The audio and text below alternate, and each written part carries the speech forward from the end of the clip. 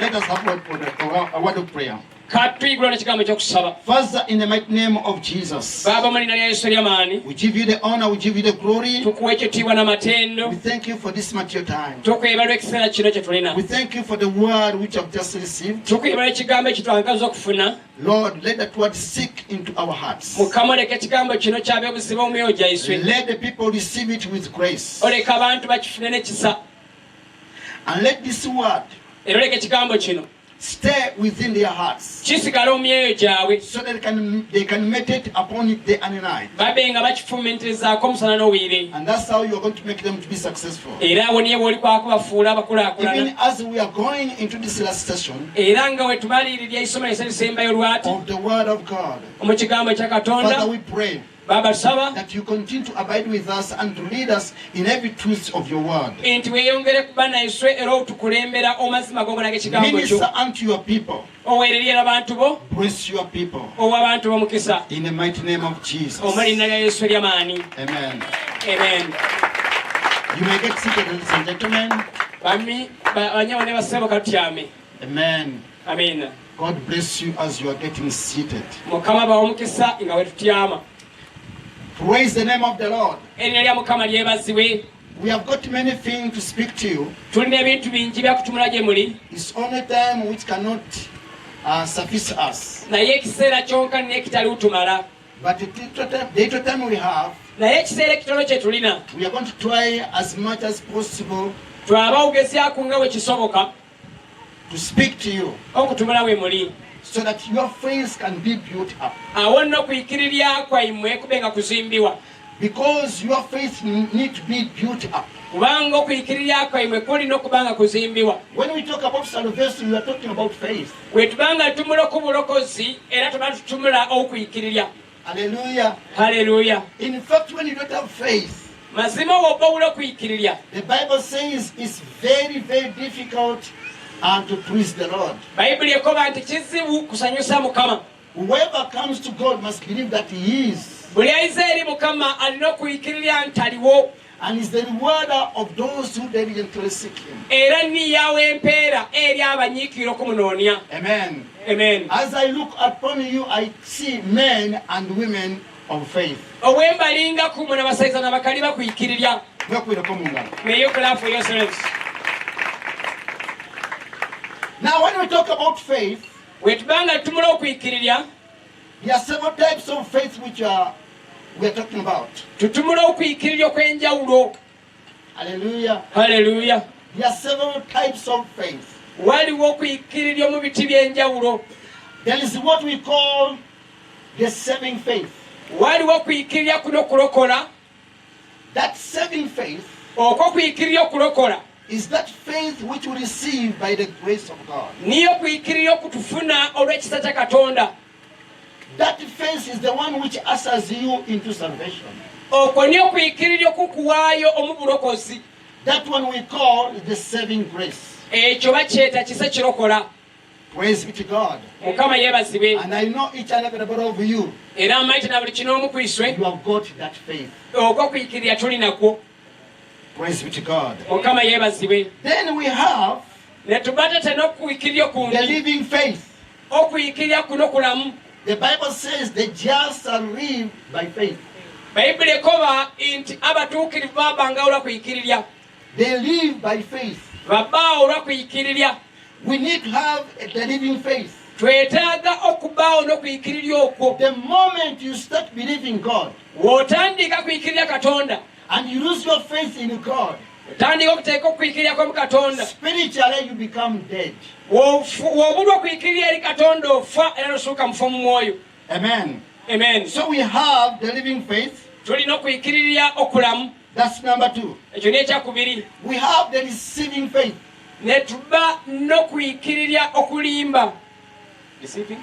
Receiving faith.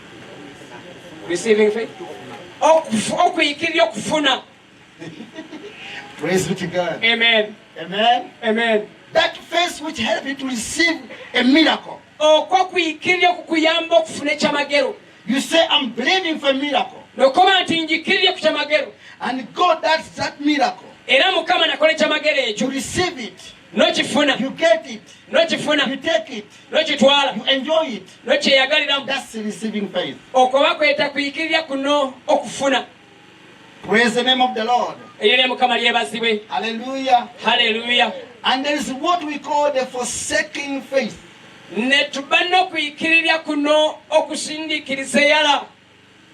To forsake. Forsake. Forsake. Hallelujah. Hallelujah. Praise God. You forsake everything. Praise be to God. Just as we can see in the life of Moses, the Bible says when he became of age, he forsake everything in Egypt. Hallelujah. Amen. Praise be to God. He refused to be called the son of Pharaoh. Hallelujah. Amen. That's what we call the forsaking faith. And this is a faith which is very difficult. Because that faith encourages you to leave everything. More especially those which are not in the will of God. You leave the praises of the world. And then you look to God. Follow Him. That's what we call the forsaking faith. Praise the name of the Lord. Are you still with me? There's what we call the enduring faith. Persevering faith. You pass through a difficult situation. Just like Shadrach, Meshach, and Abednego, they had to first pass through the fire.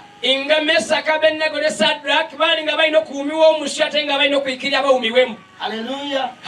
And because of their God, because of their faith in God, they were able to endure the fire and go into the fire.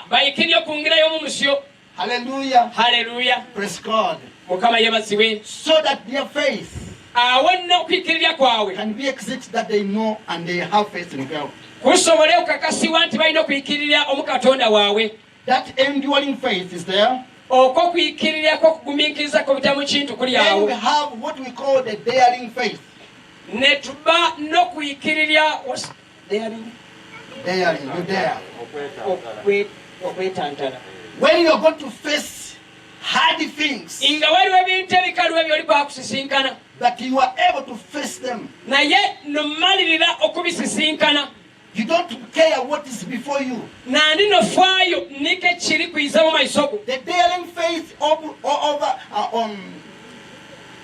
oversees above the obstacles. Hallelujah. Hallelujah. Praise to God. You overlook the disadvantages.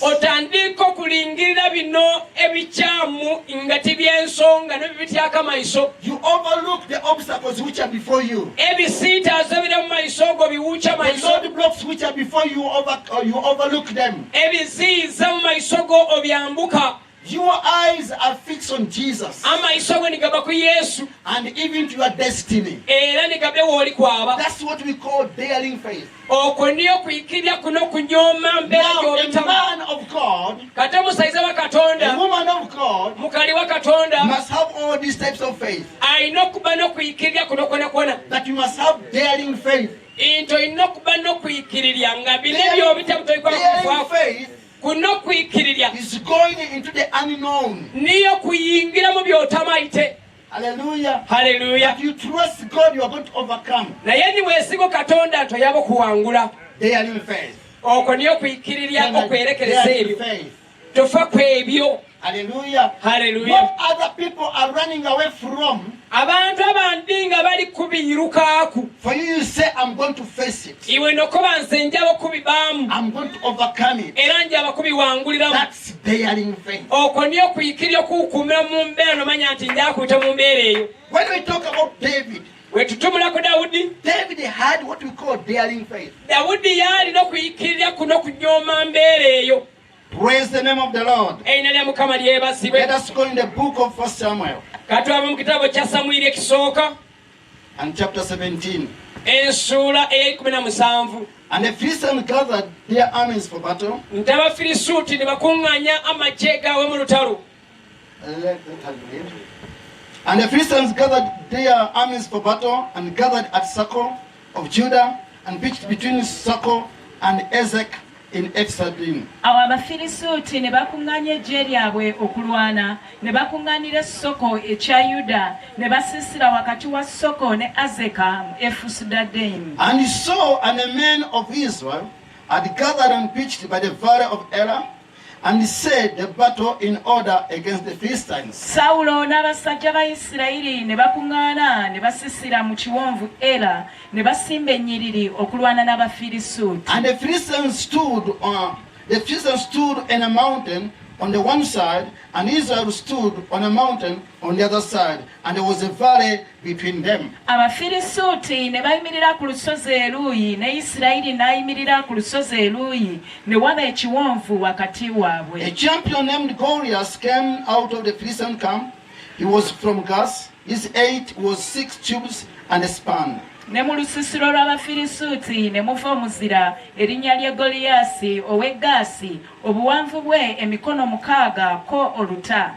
And a bronze element was on his head, and he was armed with scoured armor. And the weight of the coat was 5,000 shekels of bronze. Era yali atikkidde eseppeewo ey'ekikomo ku mutwe gwe, n'ayambala ekizibaawo eky'ekikomo, n'obuzito bw'ekizibaawo bwali sekeri 50,000 ez'ekikomo. And the greaves of bronze were on his legs, and the brass javelin was between his soldiers. Era yali ayambadde ku magulu eby'ebikomo, era yalina n'effumu ery'ekikomo ku kibegabega kye. And the staff of his spear was like a weaver's beam, and his spear head weighed 600 shekels of iron, and the shield bearer went in front of him. N'olunyago lw'effumu lye lwalinganga omuti ogulukirwako engoye, n'effumu lye lyennyini obuzito bwalyo sekeri 10 ez'ekyuma, n'oyo yatwalanga engabo ye n'amukulemberanga. And he stood and cried the armies of Israel, and said to them, Why have you come out to set your battle in order? Am I not a Philistine? And are you not servants to Saul? Choose a man for you, and let him come down to me. Awo n'ayimirira n'alangira eggye lya Isirayiri n'abagamba nti mwafulumira ki okusimba ennyiriri zammwe? Nze siri Mufirisuuti nammwe abaddu ba Sawulo, mwerondera omusajja aserengete gye ndi. If he is able to fight with me and kill me, then we will be your slaves. But if I prevail against him and kill him, then you shall be our slaves and serve us. Bw'anaayinza okulwana nange n'anzita, kale tunaaba baddu bammwe, naye bwe naamusinga ne mutta, kale mwe munaaba baddu baffe ne mutuweereza. And the Philistines said, I defy the armies of Israel this day. Give me a man and we will fight together. Omufirisuuti n'ayogera nti nsomoozeza eggye lya Isirayiri leero, mumpe omusajja tulwane ffembi. And all Israel heard those words of the Philistines, and they were dismayed and greatly afraid. Awo Sawulo ne Isirayiri yenna bwe baawulira ebigambo ebyo eby'Omufirisuuti ne bakeŋŋentererwa ne batya nnyo. And David was the son of an Ephraimite, a Bethlehem, Judah, named Jesse.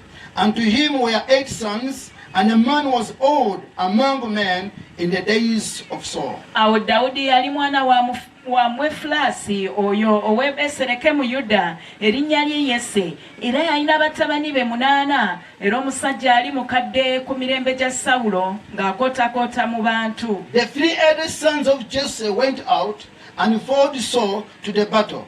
And the names of his 3 sons that went to the battle were Eliab, the firstborn, and his second was Abinadab, and the third was Shammah. Ne batabani ba Yese abakulu abasatu abaali bagoberedde Sawulo mu ntalo, ne batabani ba abasatu abagenda mu ntalo amannya gaabwe Eriyaabu omubereberye n'eyamuddako Abinadaabu n'owookusatu Sama. And David was the youngest and the three oldest for Saul. Ne Dawudi yali muto n'abakulu abasatu ne bagoberera Sawulo. And David went and returned from Saul to feed his father's sheep at Bethlehem. Era Dawudi n'addiŋŋananga okuva eri Sawulo okulonda endiga za kitaawe e Besereke. And the Philistine drew near morning and evening and presented himself 40 days. Omufirisuuti n'asemberanga enkya n'akawungeezi ne yeeyolekeranga ennaku 40. And Jesus said to his son David, please take for your brothers an ephah of this parched grain and these 10 loaves and run to the camp to your brothers. Awo Yese n'agamba Dawudi mutabani we nti twalira nno baganda bo efa ey'eŋŋaano eno ensiike n'emigaati gino 10 oyanguwe obitwale mu lusiisira eri baganda bo. And carry these 10 cuttings of cheese to the commander of their 1,000. See how your brothers are faring and take their pledge. Otwalire omukulu w'olukumi lwabwe ebitole bino 10 eby'amata amakalu olabe baganda bo bwe bali obaggyeko omusingo gwabwe. And he saw, and they and all the men of Israel were in the valley of Elah fighting with the Philistines. Era Sawulo n'abo abasajja bonna Abayisirayiri bali mu kiwonvu era nga balwana n'Abafirisuuti. And David rose up early in the morning and left the sheep with the keeper and got up and went as Jesse had commanded him, and he came to the barricade and to the army which was going out to fight, and shouted for the battle. Dawudi n'agolokoka enkya mu makya n'alekera endiga omusumba n'addira ebintu n'agenda nga Yese bwe yamulagira n'atuuka mu kifo eky'amagaali eggye eryali lifuluma okulwana nga balanga emiruka egy'obulwa. For Israel and the Philistines had put the battle in order rank to rank.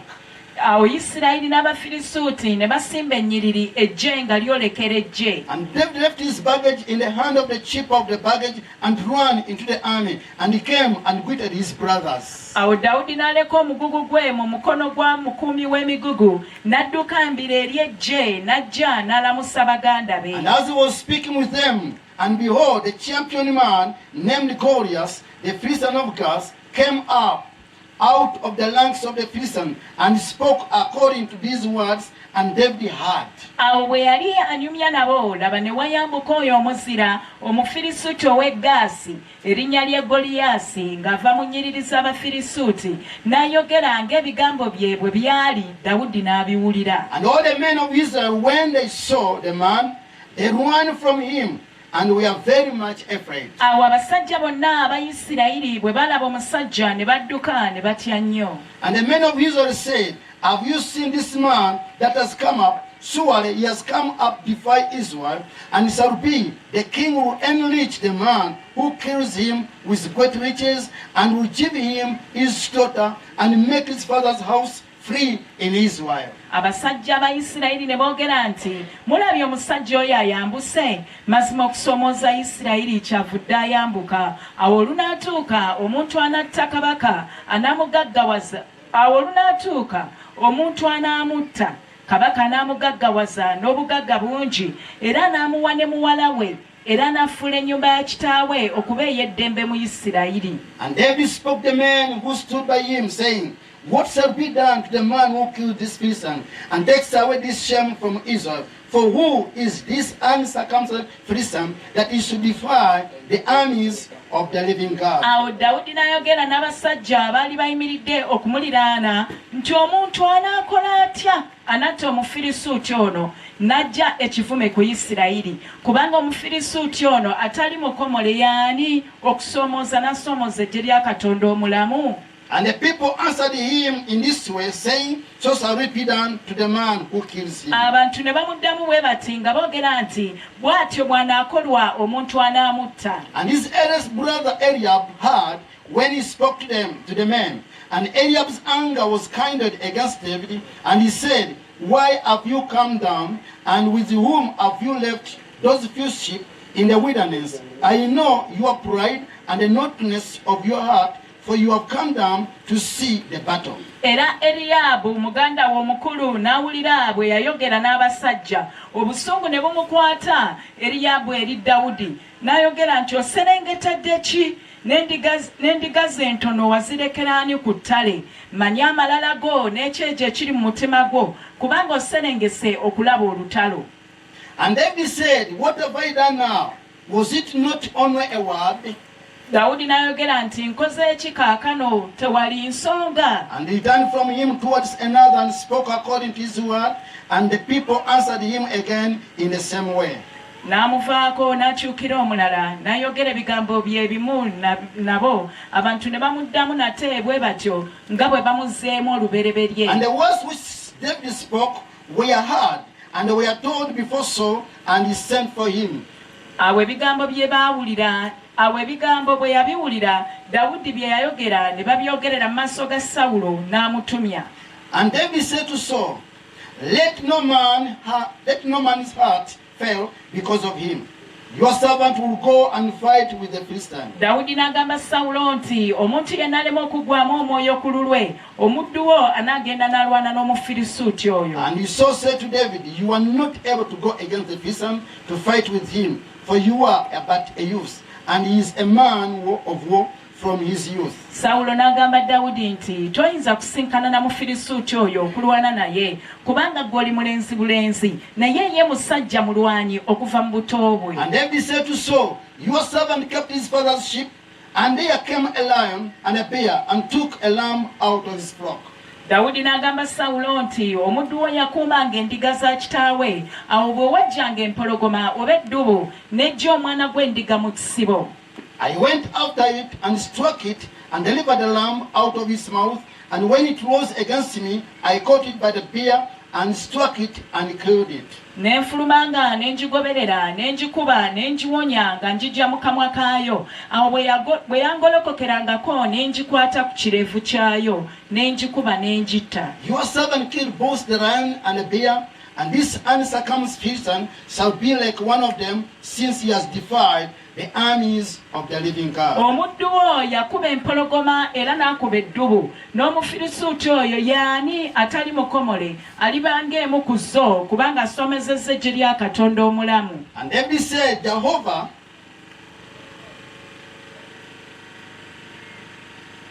and David said,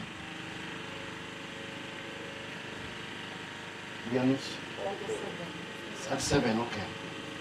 And David said, Jehovah, who had delivered me out of the power of the lion and out of the power of the bear, he will deliver me out of the hand of the Philistine. And Saul said to David, go, and may God be with you. Dawudi n'ayogera nti Mukama eyamponya mu njala z'empologoma ne mu njala ez'eddubu alimponya ne mu mukono gw'Omufirisuuti oyo. Sawulo n'agamba Dawudi nti genda era Mukama n'aba naawe.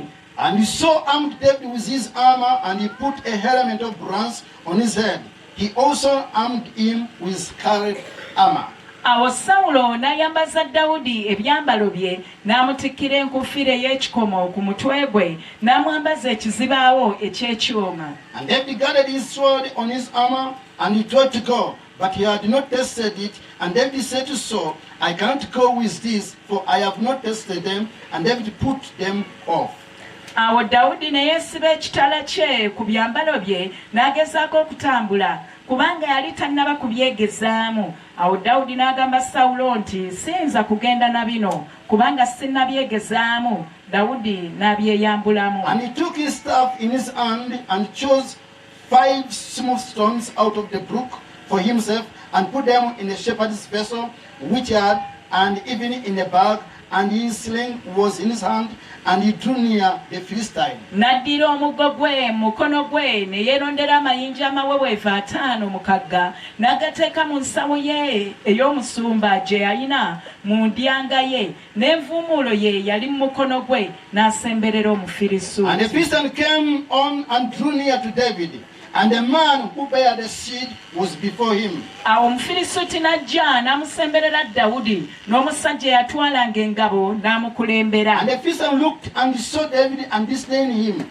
for he was only a youth and ruddy, with a handsome appearance. awo omufirisuuti bwe yamagaamaga n'alaba Dawudi n'amunyooma kubanga yali mulenzi bulenzi era omumyufu n'amaaso ge nga malungi. And the Philistine said to David, Am I a dog that you come to me with the sticks?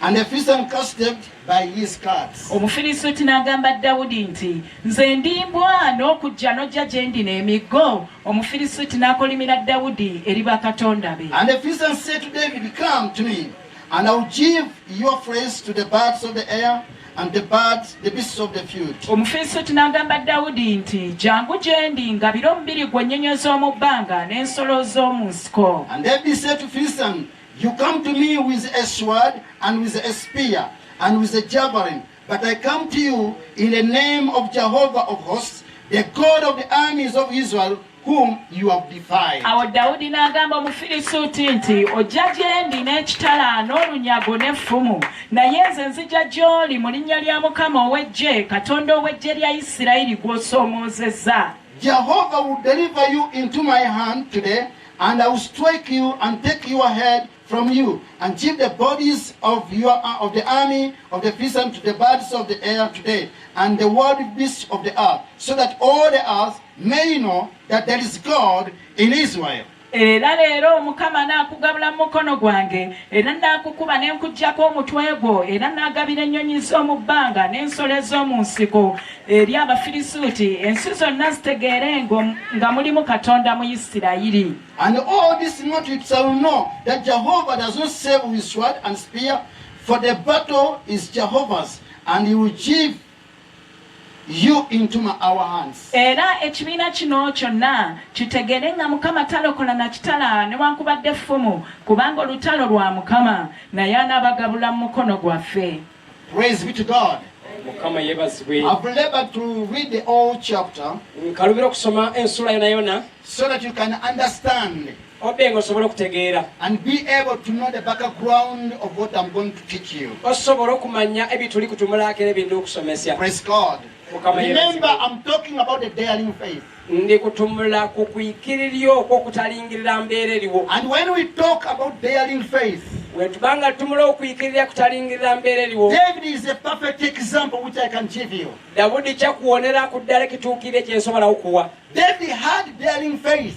Dawudi yalina okuyikirirya nga tekufa ku mbeera ki. David could not fear what other people are fearing. Dawudi nga tatya abande kye bali kutya.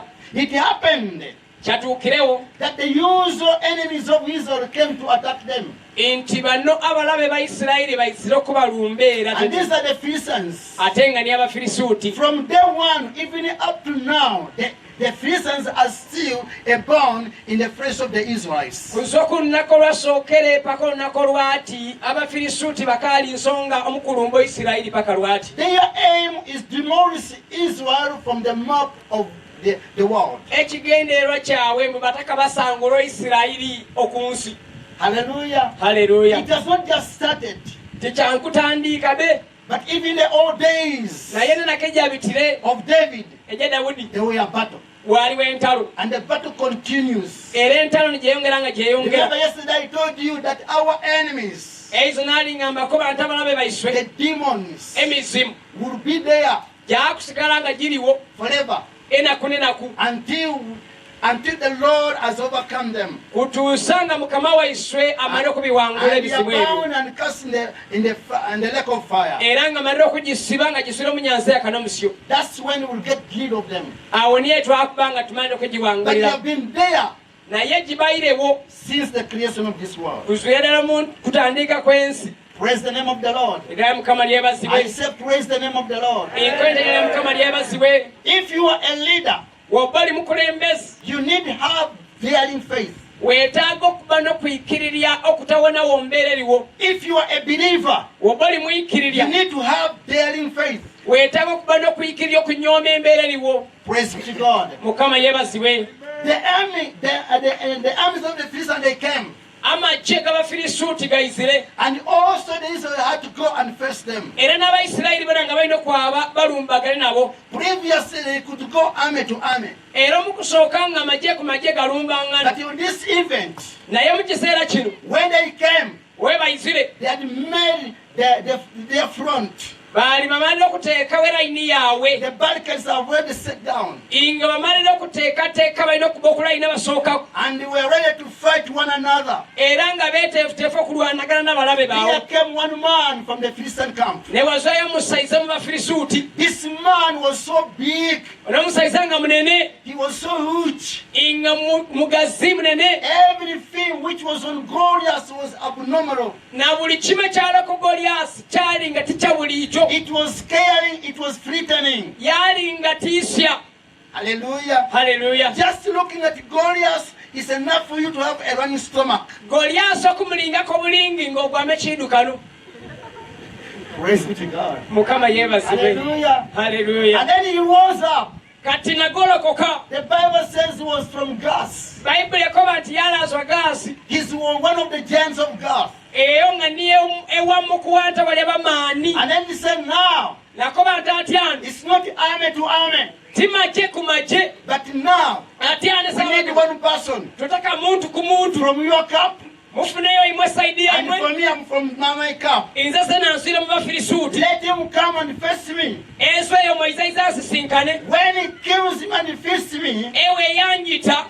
then you have overcome us. Mwaba mumala otuwangula swena. But once I prevail and kill him, Zeno wena muyita. then you are going to be our slaves, Era muli kwakufuuka bayiddu baiswe. because we have overcome them. Kubanga twaba tubawangwire. Hallelujah. Haleluya. The battle tactic was changed. Ate enkola ya lutalo ne kyusiwa. Hallelujah. Haleluya. This one we have to know, brethren. Baganda bange kino tulina okukimanya. The devil will come and attack you as an individual. Omulabe alikwakwiza ku lumbe eyo mu nyumba eyo ng'oli wenkani. Hallelujah. There Haleluya. are battles which you can fight collectively as an army. Waliwo omulabe byatulwanisa swenswe ne wamu. We can fight as a church. Ne tulwana ng'ekkanisa. But the devil will wait until you are alone in your small room Tete omulabe yawukuumira mu kisenge ekyo wenkani. and say, now, Akobe nti ano wambona. I'm facing you. Esaawa gino tusisinkane. Praise be to God. Mukama yeebazibwe. Praise the name of the Lord. Erinnya lya Mukama You lyebazibwe. know, when we are here and we are many, Bwe tuba tuli wano nga tuli bangi. how we can joy, Tusobola okusanyuka. we can jump, Ne tubuuka. we can do everything, Ne tukola buli we kimu. can sing. Ne twemba. What a mighty God we have. Nga Katonda w'amaanyi gwe tulina. We are casting out demons. Tugoba emizimu. We can set fire. Ne tukoba musyo. But the devil will wait you Omulabe ye nga kati nze kulindire. in your small room. Watuukira mu kisenge Say, ekyowambona. now, Ate lw'otuukira kuba atyano. it's one to one. Tyano mweyiza ku mweyiza Tell me, tateweepanke.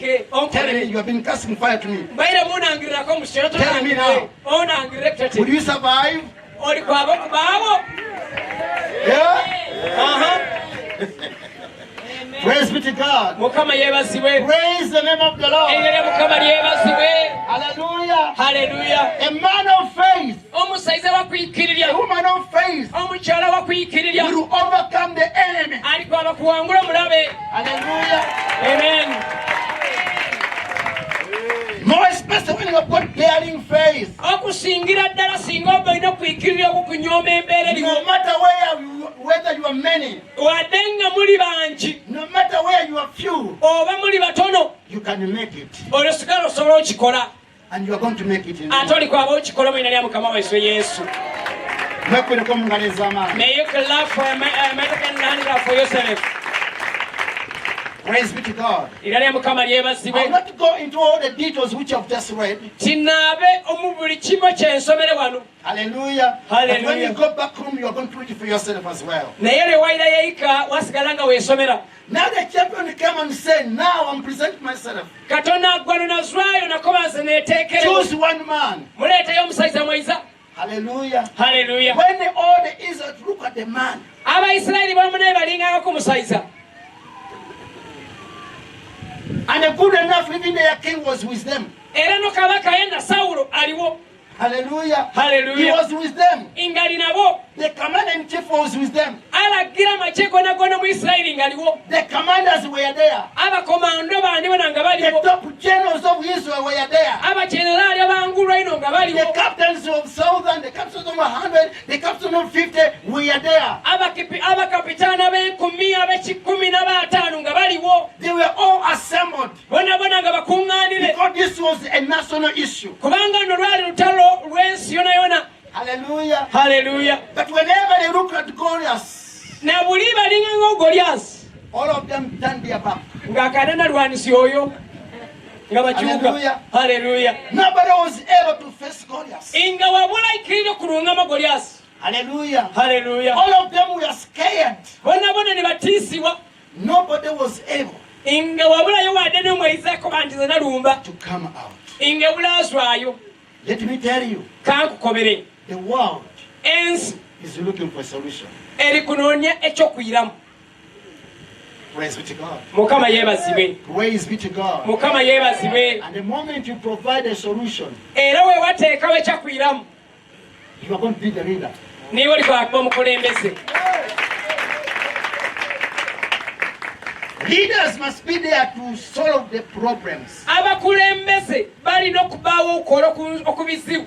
Hallelujah. Hallelujah. Leaders, we elect them to solve problems of the community, of the society. Tulonda abakulembeze bakola ku nsonga mu bitundu byaiswe. And when there's a problem, we wabaawo obuzibu, we refer to the leaders. enduulu tugikubira abakulembeze Please, nti we munange are dying tufa, because kubanga the people are looking for a solution. abantu bali kwetaaga ekyakuyiramu. You, the born again, you are the solution to this world isobola okukolesebwa kuyiramu eri ensi because of God Jesus. kubanga tulina Yesu.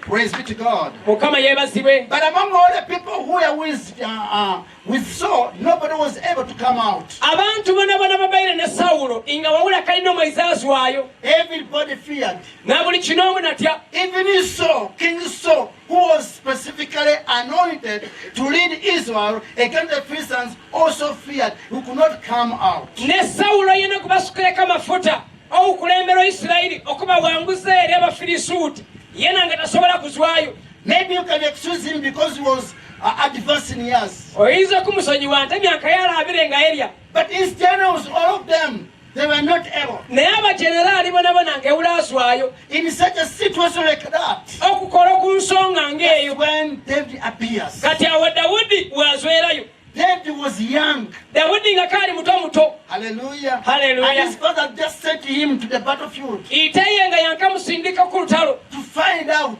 abawone, because now it was 40 days. kubanga atyana nakwana Nothing we hear from the battle. ewula kye tuli kubulisisya kubalya mu lutalo. The battle has not started Olutalo lukaali kutandika because God has challenged the arm of Israel for 40 consecutive days. kubanga Goliasi buli lunaku ngayiza okutwala nakaana ngasoomooza Isirayiri. 40 days there was silence. Enakwana wawula kyokuyira bali mu It's katemba. only those in the battle who heard what Goliath was speaking. Abo baali mu lutalo bonkani nga niye abawulira Goliasi atumunaniki. But those who were left at home, Abo basigaire mu maka gaabwe who don't go to battle, did not know anything. nga tebaabira mu lutalo nga tebamalite kyaba omaiso. So Jesus sent his son, Kati Yesu nasindika omwisuka we who was the young of the three who were already in the battle. nga niyo muto w'abasatu abaaliyo olwadde mu lutalo. Please go and find out what's there. Nakoba wegendeeza balina abaliyo mu lutalo buli Secondly, kimu. take them this surprise. Era batwalireyo keke kulya kano basoma. Thirdly, take the praise. Otwale n'obweyamo buno. Because every house had to preach something so that the battle can be sustained. Kubanga na buli nyumba yalina ekikweyama ekyeri kwaba kuwaayo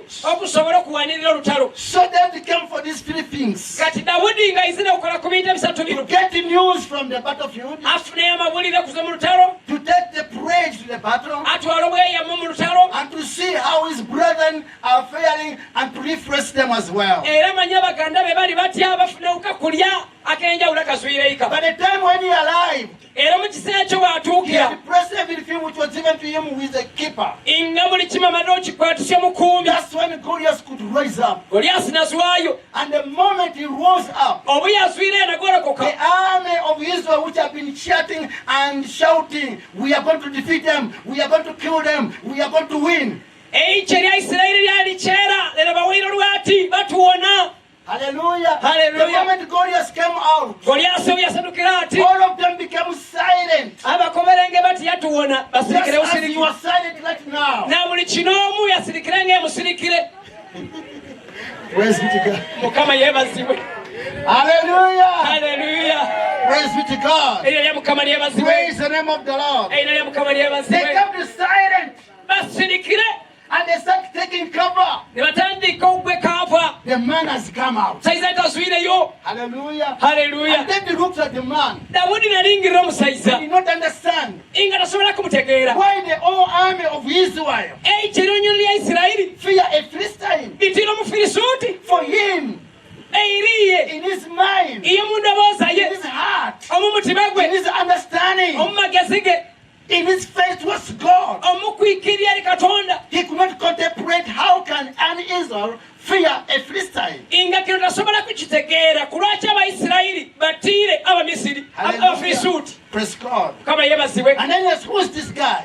Dawudi niyeewule no niyanjye omusaiza ono And then you have to tell him ne babanga balina okumunnyonnyola okumukobera that is Goliath oyo bamwita Goliasi from Gath. aza Gaasi He's a warrior musaiza mulwani from his youth. kuva mu buto buto He bwe has been challenging us for 40 days. enaku ana buli tuzwayo ebulaba kumulwanisya atutiisire swena. Hallelujah. Haleluya. Praise God. Kama And yebasibwe you know, omaite the king has said, ne kabaka kobere whoever is going to kill him eyayita omusaiza oyo is going to give him a lot of riches. yamuwa ebyabugayiga And the second is going to give him even his own daughter. nekyakubiri yafuuka muko wa kabaka yamuwa omwala we. Thirdly, he's going to exempt taxes from all his household. ekyakusatu amaka gaabwe tegaawe emusolo. Hallelujah. The Haleluya. moment David heard those words, Dawudi bwe yawulira ebigambo bino he was inspired. nawulira okubbanga ku miwama mu He syo was empowered. nawulira He maani said, I must go for this. nakoba nina okumulumba He had a vision now. yalina okuwolesebwa atya ano. Hallelujah.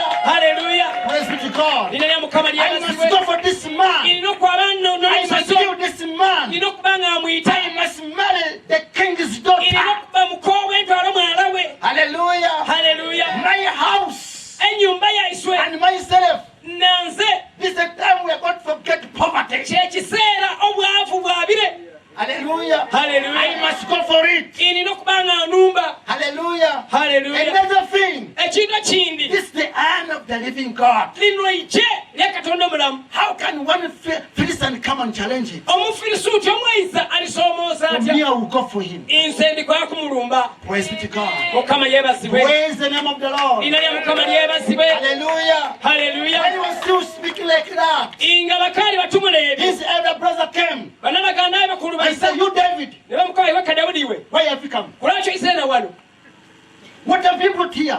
oleetera ne kiwano Why have you left those fish, sheep, and goats of ours? n'embuli gyaiswe n'ente gyaiswe entono egyo kulwaki ogyirekere. You are supposed to check the sheep iwe olina kuba yenda olabirira ebisolo and the goats. n'embuli egyo You must be in the wilderness there. olina kuba mu idungu And now you eyo have come. ate ano oyisire I know kubaite you are naughty. oli alugasigasi lukubitiriireku You have come to see the battle. oyisire kwena lutalo Go back. oyinayo You are not a trained soldier. totendekebwamu okuba mulwani You are not a trained soldier. totendekebwamu okuba You are omusirikale not in the army. owula omagye. These are things of the army. bino bintu by'abalwanyi These are bamagye. things of the generals. bino bintu by'abajenerali Leave them to us. obitulekere naye ng'ate ebbeeyi balemere bulijjo.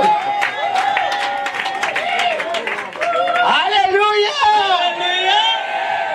Praise be to God. mukama yeebazibwe. And the one who was rebuking David, oyo yali nga soomoozo Dawudi he could not stand up. nga tasobola kwaka kusoomooza He could Goliaasi not face Goliath. nga tasobola kwaka kulumba Goliaasi. Praise God. mukama yeebazibwe. And then David also replied, Dawudi n'ayiramu there is a cause. nakobanira ensonga. There is a cause. waliwo The ensonga. man is there. omusaiza ali awo You are not going to face him. tosobola kwaka kumulumba. Let me confess him. nze ondeke njeyo mulumbe. Hallelujah. Haleluya. And then he said, Dawudi nakoba let no man's heart fail because of Goliath. tiwabaawo omuntu yenyini omwoyo gwe kiwaamu I olwa will Goliaasi. go and take his head off. nze njakwaba omutwe gwe ngusaleku. The moment he went on speaking like that. obweyabire nga tumula ebyo. Hallelujah. Haleluya. Praise be to God. mukama He yeebazibwe. went on talking to everybody. nga bali okutumyatumana buli kinoomu. And then the news reached the king. abalowoozi gatuuka ku kabaka. And they said, do you know king? nakola tomanyi kabaka There is a younger boy here nti kabaka wali omwisukali wano who said he's going to face Goliath. yakobera nti yalumba ekisayizo ekyo. Immediately the king sent for him. kabaka nakoba mumunyanguya Let him come, let him come. mumwanguyano. Hallelujah. Haleluya. I tell you, people are waiting for a solution. ndako okukwata abantu banoonyeza kwiramu.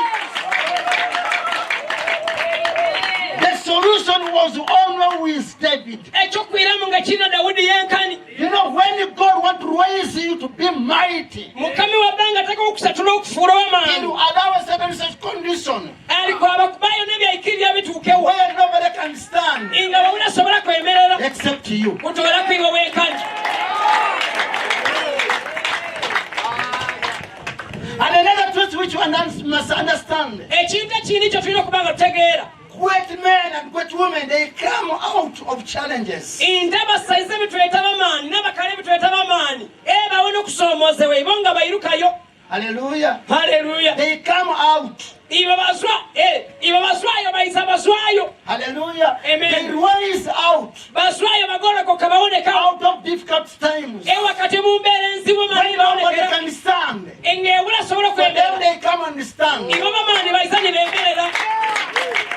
Hallelujah. Haleluya. Don't fear any problem. tiwaatya ekizibu kyona kyona, Don't fear the enemy. tewaatya mulabe, Don't fear the wizards of this place. tewaatya balogo ab'ekitundu kino. You just stand. oyemerere weemereri And God with you. era mukama ali naiwe You are going to be an overcomer. alikwaba kukufuula muwanguzi. Hallelujah. Haleluya. Praise the name of the Lord. Erina lya mukama lyebazibwe. God bless you, sir. mukama kuwa omukisa. Hallelujah. Haleluya. God bless you. sawa y'okungula amafuta ati ano mwangu I never yalisente knew that you have got balugereeta. money. God bless you. mukama kuwa omukisa. Mugenda gaggawala mmwe. mwaba okulaakulana imme. Woo! Praise be to God. erina lya mukama lyebazibwe. You have a solution. bonna ekyokwiramu. Ask your neighbor. Do you have a solution? obuulya kulanire olina ekyakwiramu. Huh?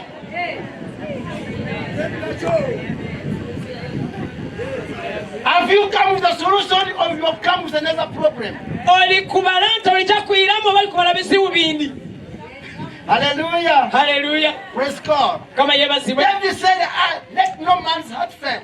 dawudi nakoba nti eleme kubaayo omuntu omwengi I gwaba. am going to face that guy. nze oyo namulumba. The king called him, please come. kabaka nakoba kadoise. Hallelujah. Haleluya. Because even the king needs somebody who's got a solution. kubanga nabakabaka bataka bantu abalina ekyakwiramu. David was asked before the king without any appointment. dawudi yasisinkana kabaka nga tamuwandiikira ebaluwa nti ntaka okusisinkana. When you have got a solution, bw'oba nekyakwiramu you don't need any appointment. tiweetaaga okola ndagaano kuyingiriziganya na kusisinkana. Hallelujah. Haleluya. Just go through. oli kwaba kubita mu bubiti. God bless you, Mama. mama mukama kuwa omukisa. Praise God. mukama You yebazibwe. just go through. oli kwaba kubita mu bubiti. Hallelujah. Haleluya. He was asked before the king. ye yatuukira mu maaso ge kabaka. And when he was asked before the king, obuyabuuzibwa maaso ge kabaka. the king looked at him kabaka namulingirira from the top okuzwa engulu down. naikye wansi. He looked him sideways. namulingiriramu ku lweto kumbale. Hallelujah. He Haleluya. was not convinced. nalingirira nakoba neddala ndala tatukisa okubisi. Praise to God. mukama yeebazibwe. Praise be to God. mukama yeebazibwe. You know, there are some people who are going to believe you before even you speak a word. weeriwo abantu abo abawukunyooma nga okalina okutumula kigambo.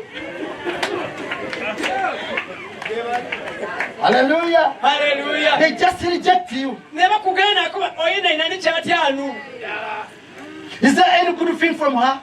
wandibayinza okubayikisa kino kyonekkiza mwoyo Is ddala. there any good thing from him? ddala lwekintu kiyinza okuza omwisuko ekyo They nakyona. reject you before you have done anything bad or anything good. baba okugaana ng'obula kyokolera oba kisa oba kikyamu bagaane ugaani. But when God is with you, naye mukama ng'ali naiwe they will acknowledge you. balikwaba kukutegeera.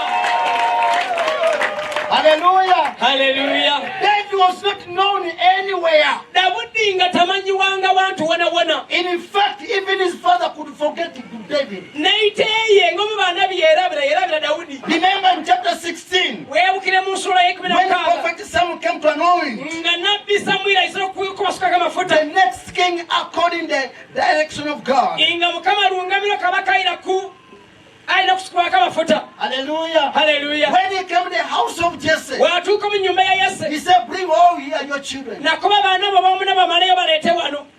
Jesse did not mind about David oyese nga talobooza ku dawudi yena nti mwana we. until when the spirit of the Lord had rejected all these seven. kutuusa omwoyo wa kibumba nga gayina ebano bonabona 7. And then prophet said to Jesse, nabbi Samwiri nawulira Yese, please, ddala kituufu I have never missed God. Katonda timusubyangako. Hallelujah. Amen. I've never missed God. Tinsubyangako Katonda. I trust what God speaks is the right thing. N'esigo kanne kyatumula kiba kituufu. It's God who sent me into your house. Mukama niye yantumira mu nyumba yo. That in this house I'm going to anoint the man Into mu nyumba eno mulimu omusaiza ogulina who is okusuka going to be the amafuta. next king. Ali bakabakayiraku. And these people must be your own son. Era ono omuntu alina kuba mwana wo. But now all the sons whom you presented, Naye abaana b'omwana bw'owaireeyo, the spirit has rejected them. omwoyo agaire bonabona. What's missing? Nikyo kizibu nika kibulawo. Am I the one who missed God?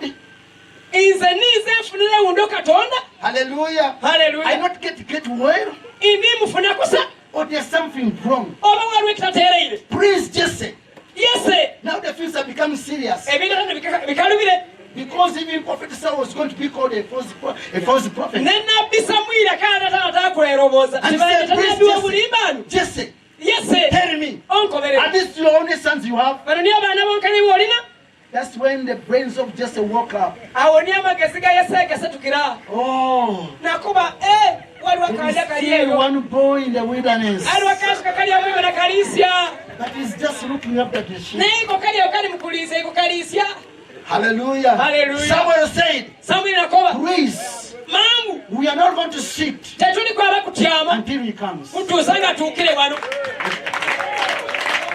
Hallelujah. Hallelujah. Praise God. Olina Mukama lyebazibwe. God can bring somebody who's unknown. Katonda asobola okuleeta omuntu tamanyiwanga. He can bring you from obscurity Nakutoola gye batasobola okutegeerera. and then brings you in the limelight. Nakuleeta mu kitangaala. It's the work of God. Ogwo mulimu gwa Katonda. Hallelujah. Hallelujah. And I tell you, even you people who are here, Era ntaakubakubalayimu abantu abali some wano. of you, God is going to raise you. Abantu abandiibwe Mukama ali kwakubasatula. Be mighty in the Lord. Mwakuma bamaane omukama. Hallelujah. The Hallelujah. Lord is going to use you mightily.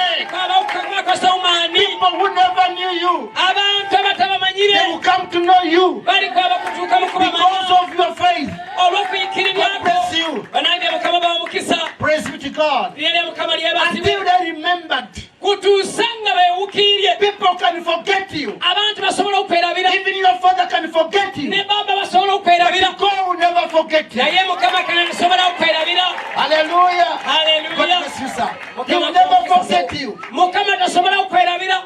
Hallelujah. He Hallelujah. always knows his people. Na bulijjo amayita abantu be. Praise be to God. Lyeri Mukama They had to lyebazibwe. wait until David comes. Balindire kutuusa Dawudi nga bamutuukirye. And then when he came, Bwe yatuukire. even he saw, even if Prophet Samuel was relieved. Ne nabbi Samwiri nawulira ng'omwoyo kati gutebenkeire. Hallelujah. Hallelujah. Because the Spirit told him he's the one. Kubanga omwoyo yamukobera tiniiyo oyo. Hallelujah. Hallelujah. And then he rose up. Awo nasatuka. He took out this first cup of oil. Nakwata ekicupa ky'amafuta. Surely this is the anointed of the Nakoba Lord. mu mazima ono niyasukireko amafuta wa Mukama. And then he anointed him. Namusukako amafuta. Praise be to God. Mukama yeebazibwe. Praise the name of the Erinnya Lord. lya Mukama lyebazibwe. Hallelujah. Hallelujah. Now David is before King Samuel. Ate ano I think Dawudi so. ali omu maiso ge kabaka Sawulo. Saul does not know that this is the successor. Dawudi Sawulo tamanyi nti Dawudi ni alikwaba kumuyiririra. This man has come now. Ono musaiza ati anunge waizire. It's not the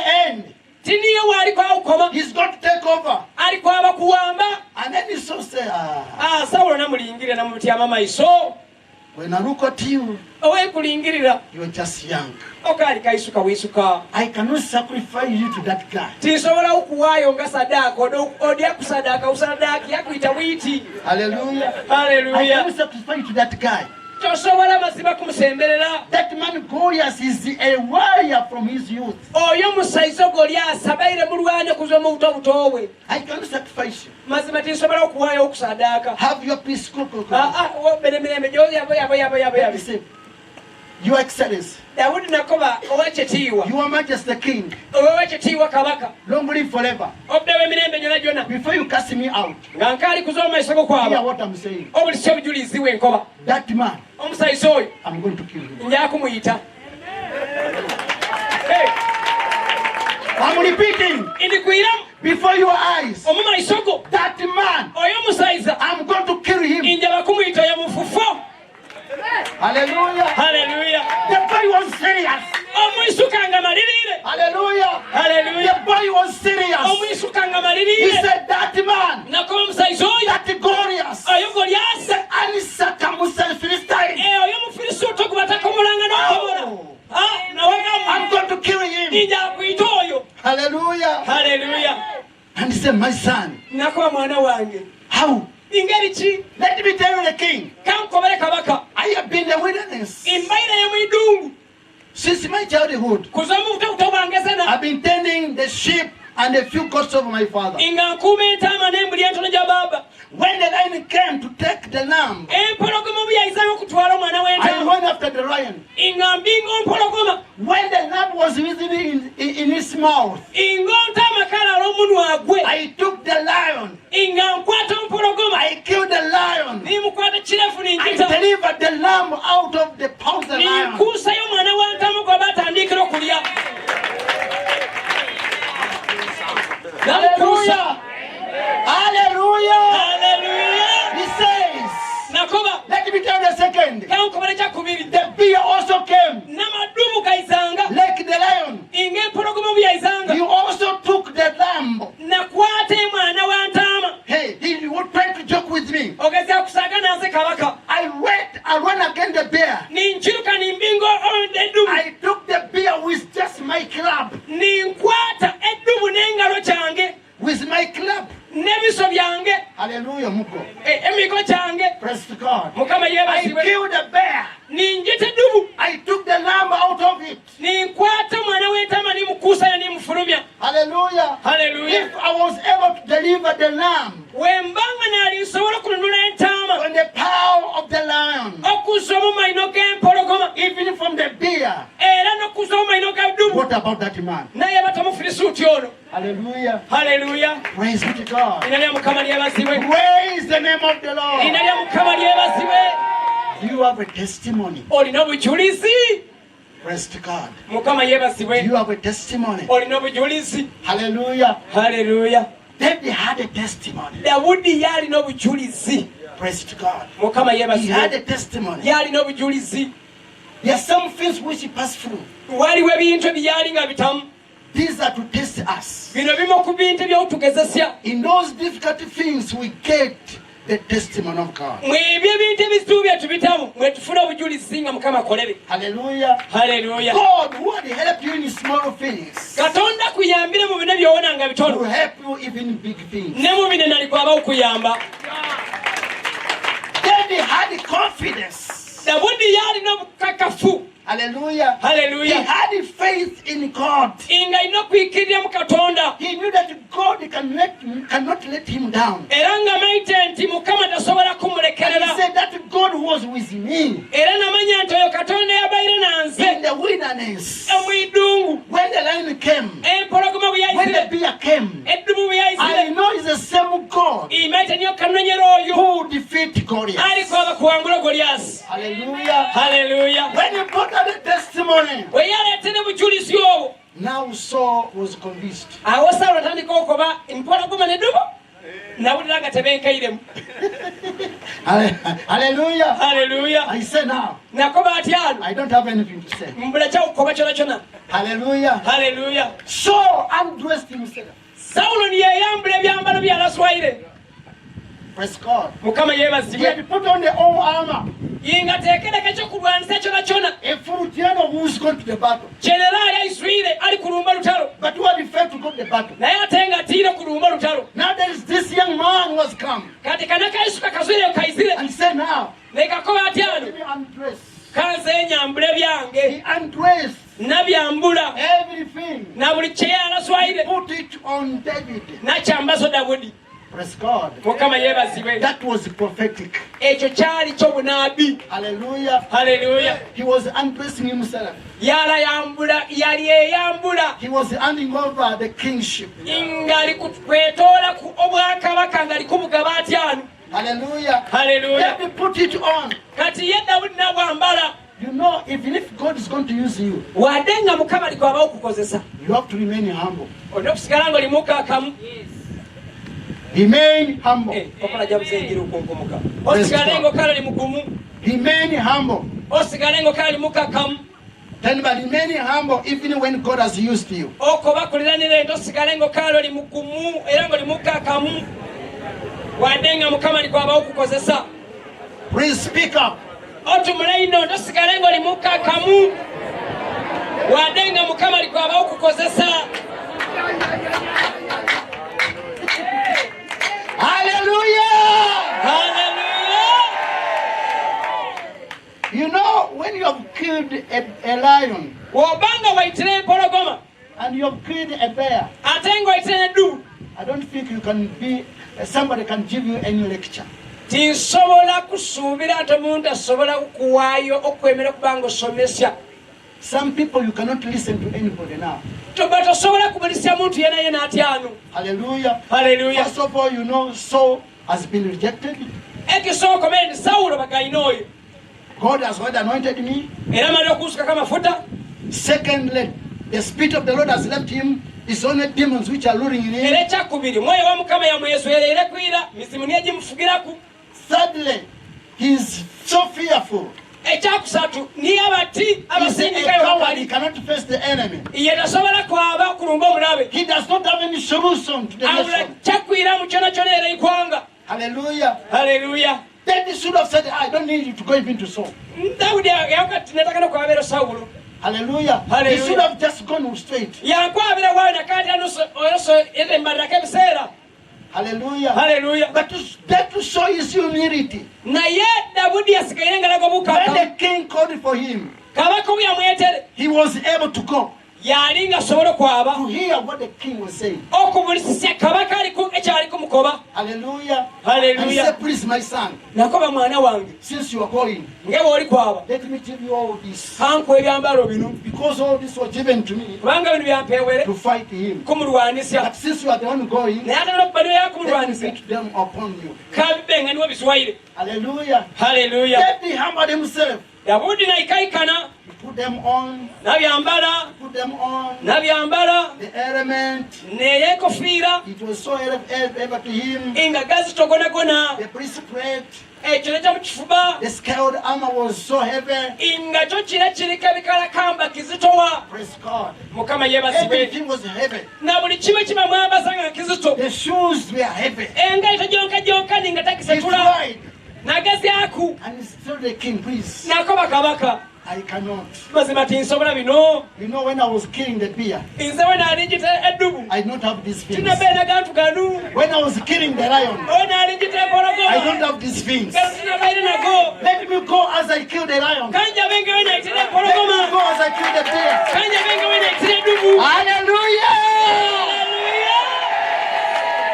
Praise be to God. lina lya mukama lyebazibwe. Hallelujah. And Haleluya. the king said, you go. kabaka nakoba kale kuyabenga olwosalirewo. But when he was going, ewaali nga yaba the king asked, kabaka namubuulya whose son is this? naye ono mwana waani. kabaka tali kubuulya. Hallelujah. Haleluya. The king is asking, kabaka ali kubuulya whose son is this? ono mwana waani. Hallelujah. Haleluya. Praise be to lina God. lya mukama lyebazibwe. Praise be to God. lina lya mukama lyebazibwe. Hallelujah. Haleluya. When God's going to raise you up, mukama wabbanga alikwaba okusatula. even the king will ask, whose son are you? ne kabaka alikwakukubula oli mwana waani. Even your father who is not known will be known because of you. neiteewo gwe batamanyanga baba kumumanya kululwo. Even your mother who is not known will be known because of you. ne mama wo gwe batamanyanga bamumanya kululwo. Hallelujah. Haleluya. Now I've come to be known to you ng'ate ano ntuukire kumanyikana ky'oli because of my daughter Lydia Kuganja. olw'omuwala wange Lidiya Kuganja Bikondo. Hallelujah. Haleluya. Hallelujah. Haleluya. Praise be to God. lina lya mukama lyebazibwe. Praise the name of the Lord. lina lya mukama lyebazibwe. Hallelujah. Haleluya. David wait. dawudi nayaba. The king asked whose son. kabaka nabuulya mutaane waani ono. Nobody was able to answer. nga wabula asobola okumuwansa.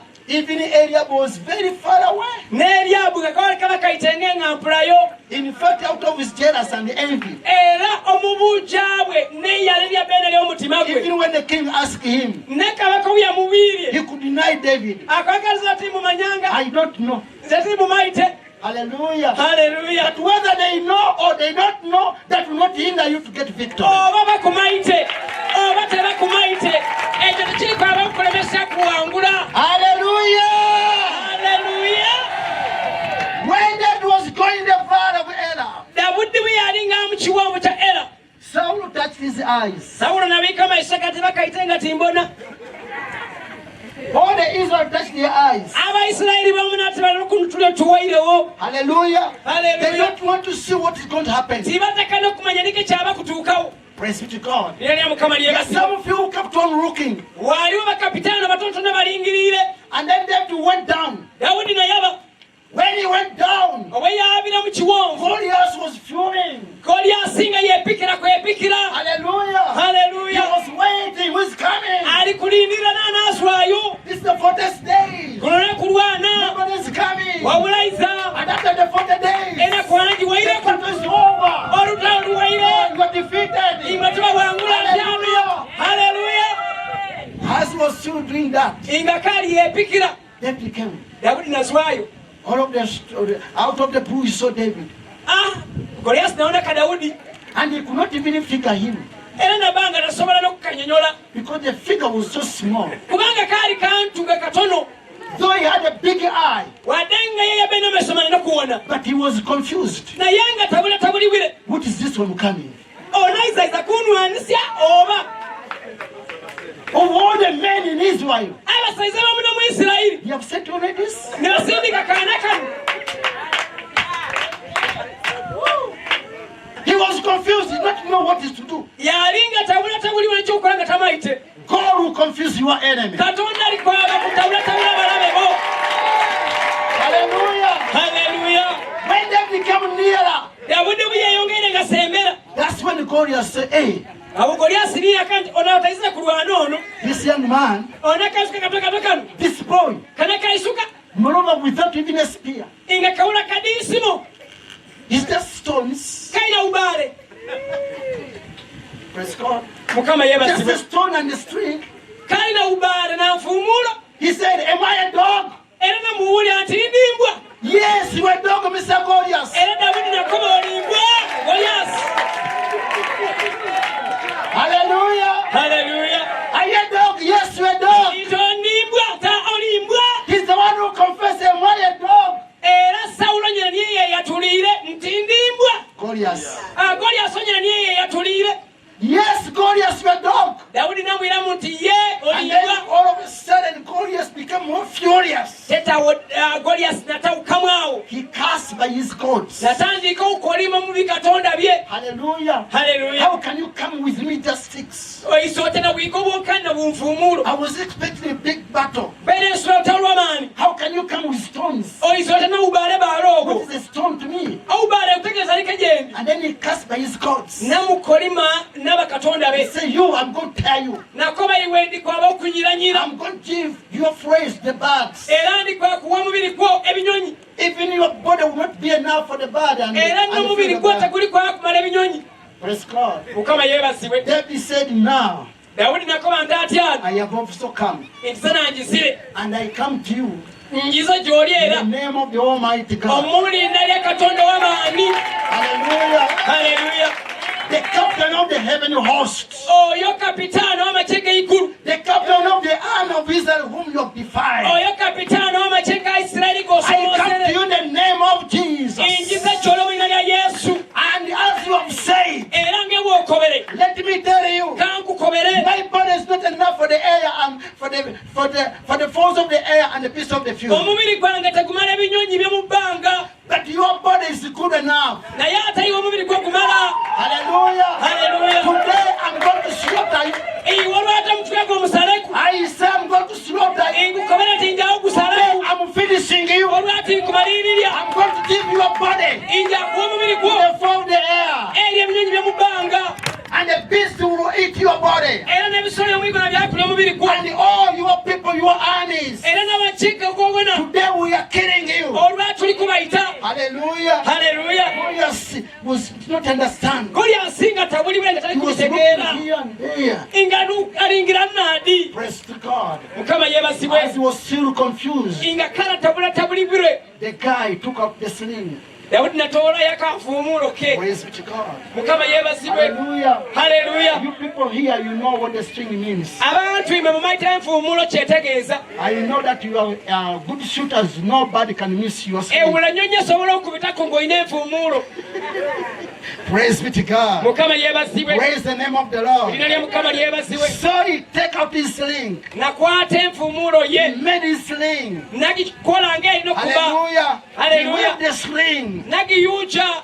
Immediately let the string go. Omumangu ddala obuyadyakira enfuumuulo. It was on target. Yali ku target direct. Hallelujah. Haleluya. The only place we don't have the helmet. Ekifo kyonkane kyali kiwulako enkofiira. The forefront. Kyali kyenyi. Hallelujah. Haleluya. The stone struck there. Eibala lyabire direct ku kyenyi. And it passed through. Era ne liyingira mu kyenyi. It was like a bazooka. Yali ng'eimunde It was n'ebazuka. like a missile. Nga misayiro. It was so powerful. Nga ina maani. Hallelujah. Haleluya. Just only one. Lumo lwonkana eibala limu. They were not the five we picked. Tiyakubira matanu g'omune ge yatwaire. No. Just only one. Yakubira limu. Just one. Yakubira limu lyonka. It was enough for Goliath. Limu lya Imano Goliath. Hallelujah. Hallelujah. And Goliath fell. Goliath nagwa dulye. Hallelujah. Haleluya. He fell this way. Yagwere mu maiso. He fell before him. Yagwire mu maiso ge. He prostrated before David. Yagwire nga zinga mufuunamire. He prostrated before David. Yagwire nga yegalamizira And Dawudi. say, you have defeated me. Nakoba nti akitufu Your mpangwire. God is the Almighty God. Katonda we ye Katonda w'amaanyi. Hallelujah. Haleluya. Hallelujah. Praise be to God. Mukama yeebazibwe. Immediately, Omumangu in the ddala. camp of the Israelites, Era Abayisirayiri. they were shouting. Batandika okuwaga. They were saying, Hallelujah. Abaine b'ebisire bakuba haleluya. Hallelujah. They were not believing what they are seeing. Nga tebayikirira kye bali kuwona. Because Goliath, Kubanga Goliath. who had scared them for 40 days, Eyalaba tiisire nakwana. is already down. Ali ku itakali.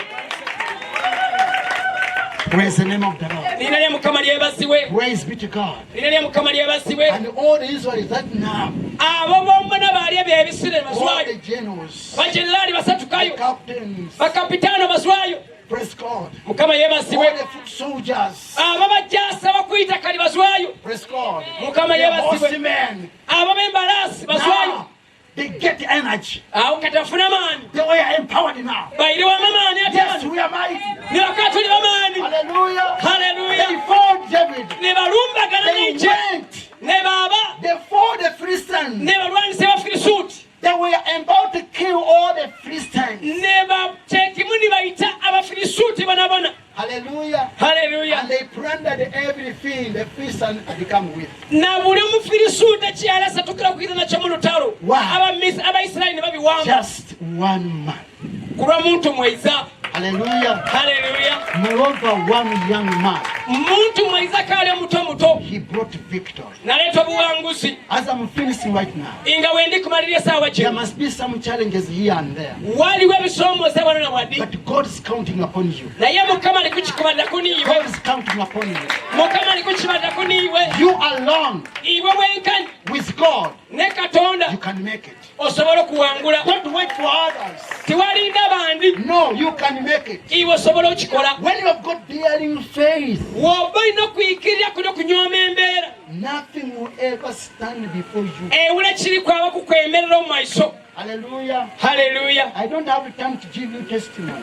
Mbula biseera byakubaawo bujulizi. Hallelujah. Haleluya. But I've got testimony and testimony and testimony of what God has done. Naye n'obujulizi n'obujulizi n'obujulizi Mukama byakolere. Praise be to God. Mukama yeebazibwe. There where we are at Chileka, Wetuli ekireka I came into that place n'atuukire okuyiza mu kifo ekyo when there was nothing. nga wabula kiriwo. Hallelujah. Hallelujah. How many of you know our place? Bameka ngomaita kifo kyawe. Have you ever reached there? Walotuukire ewoku. Amen. Amen. How many of you? Bameka. Okay, few of you. Batono kuimwe. Okay, one day I will get a bus and then I take you on the Nakuluma za tunaye basi mbatwale mu kirambule. But you need to pray for me, eh? Na yera mwine kubanga musabira bishop. Hallelujah. Hallelujah. I'll get some few coaches here. Nikwa kunayo gene minibasi ntoto no giti wano. Not minibuses. Coaches. Coaches. Why Joe? You have got YY. YY is there. And what else? There is Kakise. There is Teso. There is Gateway. Okay. All those. I'll get that gateway. Now friends that Gateway. Hallelujah. Hallelujah. I hire some few gateways and then take you. Narifuna kuma Gateway. Nemba twala. And then you be my visitor. Nemba bageni wange. Hengala jamani. Praise be to God. Hallelujah. Hallelujah. It's a place which cannot miss your eye. When you are going to Kampala, surely you will locate us. Praise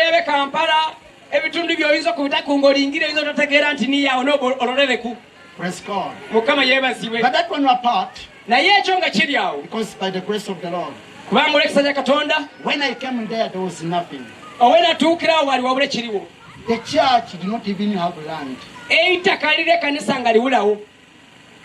And we are just on the railroad reserve land. The good thing, we are paying some land to the railroad. Hallelujah. Hallelujah. Just 10,000 every month. So that we can put there our small, humble beginning. But when I reached there, I was the first to build a big church on the railroad reserve.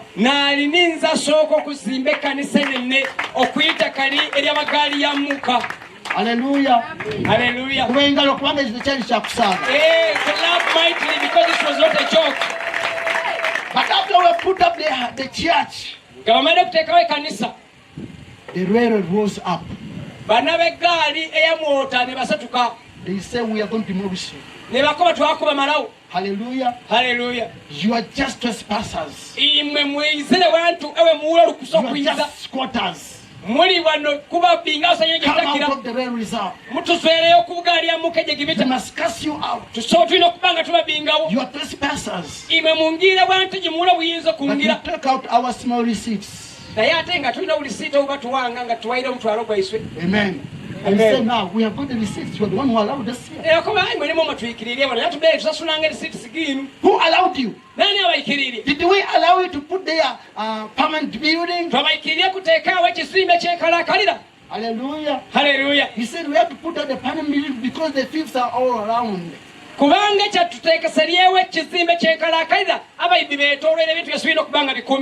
got PA systems, we have got our things here. Okay, now you have to go. They pass announcements on the TV, on the radio, in the newspapers. They were all over. And the main target, it was we. Hallelujah. Hallelujah. There was one man who was called Gunayaka. That man was very tall. Hallelujah. Hallelujah. That man was coming here from Busoga. Hallelujah. Hallelujah. And he was called Gunayaka.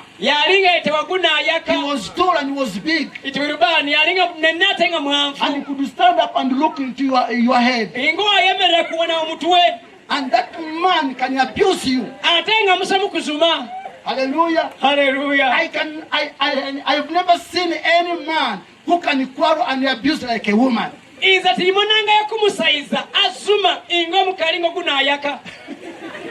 Hallelujah. Hallelujah. But he could abuse you. naye ng'omukusuma nga He siniya could speak abusive word. nga tumula bigambo byekusuma And he said, byereere I'm going to smash it. nakuba nti nja kubazikiriza okubamalawo. Hallelujah. Haleluya. Praise God. Mukama He yebazibwe could scare everybody. nga yetiisya buli kinoomu. But I told the people who were with me, naye nakobera baali nanze you see how Gunayaka is so furious? nti muwono gunaayaka ng'ali muzira As if Uganda Road is his. alinga ginegaali gyamuuka gye gibita itaka lyasigaire ku Yes, ngeri he lye was just only a permanent way inspector. ate nga ye bulambuusi. Hallelujah. Haleluya. Praise God. Kama yebazibwe. But the anger of the devil was through him. naye obusungu bw'omubiibi bw'ali mu ye. It was out of him. obusungu bw'omulabe ne bumugolokukeramu. He was as if he wanted to show us. alinga taakubazikiriza kuba ne kuwaza. The co-pastor was who said, Pastor, I'm scared. bana bandi banaka musumba esunti tutiire. Hallelujah. Haleluya. My associate pastor said, I'm scared. one musumba muyiririra nakoba nze ntezamutiire. Pastor, what can we do? nige gyesobola okukola musumba. Praise God. Kama yebazibwe. Hallelujah. Haleluya. We went into his office. ne twaba mu ofiisi ye. He said, you see that wagon there? nakoba owona ekyateekerwawo. The wagon, these small wagons which they used to repair the railway. ebino ebikozesebwa kutereeza eggaali ya muuka. I've already ordered it. imalire okupaakinga okutiika. Praise God. Haleluya. Everything is there. na buli kimu kiri omwo. Praise God. Kama All yebazibwe. these things, these big hammers which can kick and fall, the walls are already there. gana ganyundo gana gokubaluma ekisenge ne kimenyeka. I'm only gali omwo. waiting for the people to finish their lunch and then we come and finish it. nkumbire bantu bamalira ekyakulya tubayizeko emu tuwone. We are coming. tuli kubayizako. Praise to God. mukama yebazibwe. The guy scared us. sayiza natutiisya. Hallelujah. Haleluya. But God was on our side. naye mukama ng'ali ku ludda lwaiswe. Hallelujah. Haleluya. We are able to overcome. twasoboire kuwangula. Even up now, we are still there. paka n'essaawa ginawo we tukali tuli. Praise to God. mukama yebazibwe. But another battle again rose up. tete olutalo lundi lugolokoka. This time we are finishing you. exactly omuwaire. Hallelujah. Haleluya. And then I asked one of my associates, nimbuli omwezi okubasumba bange. what can we do now? tetandika ekyo tuba tukola atya ano leero. Good enough, before us, ekisa nti mwibo there was another reserve, road reserve. nga tewaliwo ekifo ekindi ekyasigaireko ekyalwairwe. But it was big enough. tete kyo nanga It's not kinene. for the railway now. It's not for ready. The railway is behind us. kati egaali ya muke bali kunyuma. But between us and the main road, naye akati waabwe n'enzira nene. there was space there. tete nga waliwo ekifo ekiri awo. Praise to God. mukama We yeebazibwe. don't know who is the owner. nonanyera kyo nga tebamayite. But one thing which I remember, kintu kimu kiyeewukirya. which struck my mind, ekyakubira endobooza ye. the word came into my mind. ekigambo kyayisira mu ndobooza That the ye. children of Israel, ngera abaana ba isirayiri they took the land, nti batwalire itaka li. not by their power, ti lwa maani gaabwe. not by their arm, ti lwa ngalo yaabwe. but by the grace of the Lord. naye lw'ekisa kya mukama. Hallelujah. Haleluya. Praise God. mukama I yeebazibwe. went at home. nayira yeika. I gathered all the small money I had. nasolonga obusente obyabeire nawo. And then we started start building just down there. ne batandika okusimba mu itaka eryo lyonna. Hallelujah. Haleluya. Without knowing who's the owner. nga tebamanyi tonyera olyo naani. Praise to God. mukama yeebazibwe. By faith. lwakwikirirya. I said by faith. akoba nti lwakwikirirya. But your faith must be the word of God. naye okwikirirya kulina okuba mu kigambo kya katonda. And must be inspired by God. era kulina okuba nga kukuma ku biwambu n'ekigambo kya katonda. I'm not going to send you to the other people's land and then you start claiming them. tindi ukoba ntoyamwita kalirya muntu wenokola ekyo otalyoka ninditwala. That was for me. ekyo kyali kike. Hallelujah. Haleluya. Praise God. mukama yeebazibwe. Because it's only David who killed the lion and the bear. kubanga dawudi yenkani niye yayitira empologoma n'eddubu.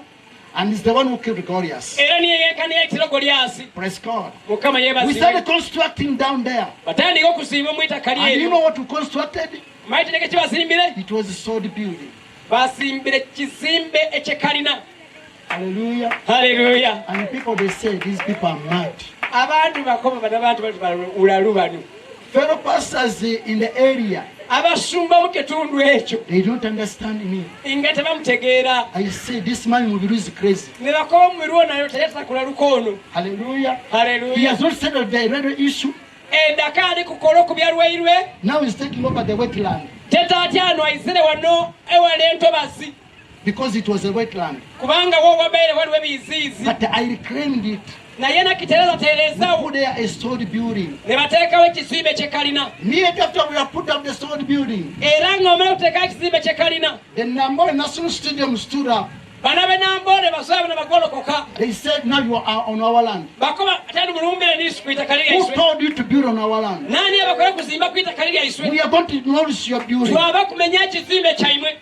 Hallelujah. Haleluya. Praise be to God. Lina lya Mukama Do you lyebazibwe. know what happened? Omwezi yatuukirewo. When they brought their surveyors, Olwebaleetera balambuuzi baabwe. their surveyors could not reach our building. Abalambuuli baabwe bapimire nga tebatuuka ku itaka eri bazimbire.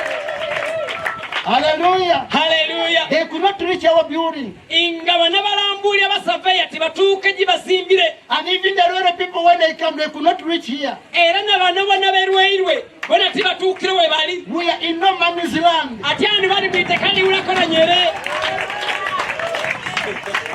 Hallelujah. Haleluya. Do you know what happened?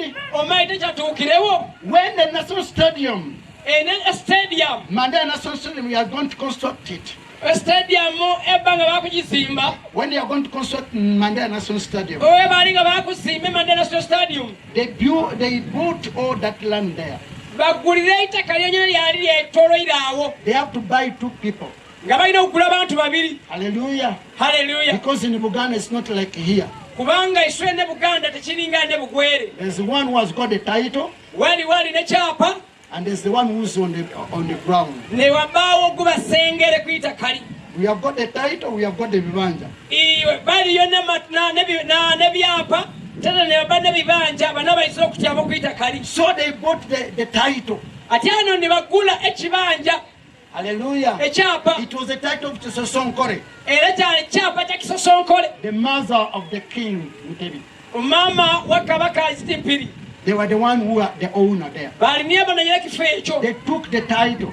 Ne batwala ekyapa. But apart from that, Naye ng'ekyo kizwirewo. they have to buy the vibanja orders. Nga balina okugula abali ku byapa ebyo batima ku itaka They lyeryo. had a plan to pass their Lord Balina kigendera ky'okubitya enzira yaabwe. straight there Ddala awo to make it straight up to Chireka. okugifuula straight paka Kireka nga balina kubita gye bali. But before their plan can come to fulfillment, Naye nga bakaali kutuukirira nteekateeka there yaabwe. was some 2 wells within the valley. Waaliwo amaluba mabiri omu kiwonvu. And those are the 2 wells which were serving the oil of Chireka. Era agamaluba nga ni ab'Ekireka ge bakozesa. The moment the reasons heard about that, Era bano amaluba bawuliire ku ekyo. they say we cannot allow our wells to be taken away. Ne bakoba tetuyikirira amaluba gaise okugawonoona. Where will you get water? Amazzi twagafunayo ayina. They made a lot of noise. Ne bakuba ekereere. So the Mandela National Stadium had to divert. Kati Mandela Stadium ng'erina kukyusawo Instead of the Lord going straight this way, omugima kyenzira okugolokoka to reach where the wells were, okutuuka amaluba gye gali. they shifted it and went up. Batuukira nti ne baweta ne baniina. Hallelujah. Hallelujah. And when they went up, Owe baniinira engulu. now they said there's no need to buy the vibanja which are Ate there, ano ne bakoba ate alimu omula ku itaka tetwetaka n'okubagula. because there is nothing which we are going to do there. Kubanga ate ano ne kitwaba okukola They awo. don't pay for them. Ne ndi babasasula They left them there. ne babaleka awo batyo. Hallelujah. Haleluya. And that's how we come to get it. Era awo niwe batuuka okwemerera paka lwati awo. Praise be to God. Mukama yeebazibwe. Hallelujah. Hallelujah. And a few vibanja who are holding it, Abatono okubali ku bibanja ebyo. because they had long vibanjas from the Lord up this way. Kubanga balina ebibanja okusadde ku nsira kutuukira ddala eno. When they pay them the little, they pay them. Owe basaswire katule ke babasaswire. They formed them, they just left. Abasigalire baabire kwabata. Hallelujah. So Hallelujah. when we come there, Kata we twayisira awo. we don't know who's the owner. Kye twamanyire naano na Nyerere. Praise to God. Mukama But yebaziwe. when Mandela system brought their surveyors, Stadium ye Mandela yaletera abapimi bawe. and we found they had not reached there. Ne tumanya ati nandi batuuke gye tuli. Hallelujah. Hallelujah. We went to the district. Ne baaba ku district. We went to the district. Ne baaba ku district. And then we told the district, Ne bakuba be district. we have got our land there. Tulina ettaka liri aiswawo. We want to register it. Tutaka kuliwandiikisya. Hallelujah. Hallelujah. It's not my land. Ekyo kiitaka lirina lya mayiro. It's not a land of anybody there. Kiitaka lya muntu yena yena. The district registered that. Eitaka lino Now we libawandiikisya. have got a free old title of land. Ate ani balina kyapa kyawe kiwandiike. Bengalo za Mukama ez'amaanyi. Egaledde mu maaso ge batandika download. Hallelujah. Hallelujah. Daring faith. Okuyikirira kuno okunyooma embeera. Hallelujah. Hallelujah. You don't count the loss. Tofaayo okubyaba okufa. No matter what loss comes, Tofaayo ebyakwiza. you are able to go forward. Oyaba waabi mu maiso. Praise God. Hallelujah. Now we have got a title. Kati balina kyapa. Our sold buildings are intact there. Esaagi n'ebizimbe ebyekalina biri awo. Nobody can shake us. Ebulasobola okubanyeenya. Nobody can break our buildings. Ebulasobola okumenya ekizimbe kyawe. Glory be to God. Eryo lya Mukama lyebazibwe. Hallelujah. Hallelujah. May the Almighty God bless you Leka abundantly. Mukama ow'amaanyi abawa omukisa omunene. Amen. Amen. Hallelujah. Hallelujah. Can you stand on your feet? I want to pray with you. Ka twemere ku bigere byaffe tube nga tusaba.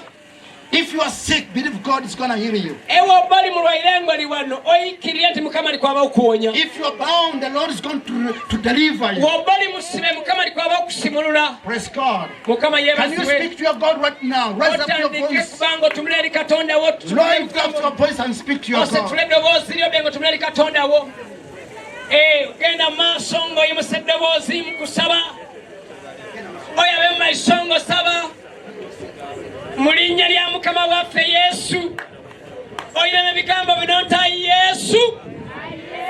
Oli Katonda w'amaanyi. Oli Katonda asobola. Oli Katonda gwe tubuulire nga kola. Oli Katonda gwe tubuulire nga yamba. Oli Katonda asimulira baire basibe. Oli Katonda wonyera babaire balwaire. Oli Katonda aleetera amagero bikoleka mu bulamu bwaiswe.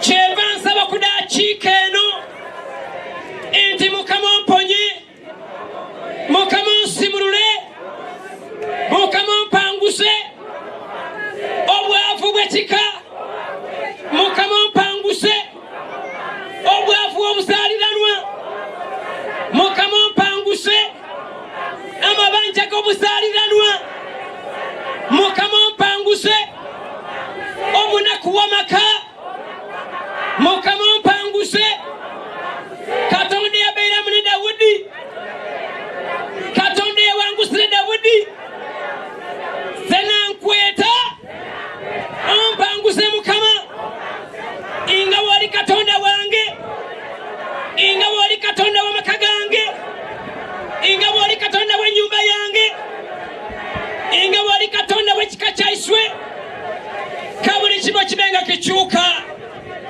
mu linnya lya Mukama waffe Yesu. Father, in the mighty name of Jesus, raise up your hand. Oyimuse emikono gye mu bbanga. Father, in the mighty name of Jesus, Baba mu linnya lya Yesu. I commit this congregation before you, Lord. Kibiina kino kiyimusa omukono Father, gwa I pray for your grace and your mercy to prevail upon this saba people. ekisa kyo kubanga kibabaako. I have spoken your word towards them. Ntumula ekigambo ekiyaka I gye have bali. spoken your counsel towards their hearts. Ntumula okuwebula okuyaka gye Father, it's bali. my prayer. Kusaba kwange Baba. As they have taken your word, Nga bwe batwala ekigambo and kyo. as they have believed your word, Era nga bwe bayiikirira may you ekigambo kyo. move mighty towards them, Lord. Obbe ng'otambula mu manna May you Mukama. heal those who are sick. Owonye abalwaire Mukama. May you deliver those who are bound. Osimulula basibe Mukama. May you give a sense of direction those who are confused. Owa okulungamizibwa abatawulibwe. Lord, may you bless those who are poor, Owa omukisa ababaavu those who Mukama. are facing various dates. Abo balina amabanja g'enjawulo. Lord, provide. Ogabirire Mukama. Because you're Jehovah Jireh, our provider. Kubanga oli Katonda mukabirizi I waisu. pray for their businesses, Lord, Nsabira ebyokusuubula to byabwe prosper. okuba nga I pray for bikulaakulana. their houses, Lord. Nsabira amanyumba Bless gaabwe their houses. oba omukisa I amayumba pray for gaabwe. this land, this area. Nsabira ettaka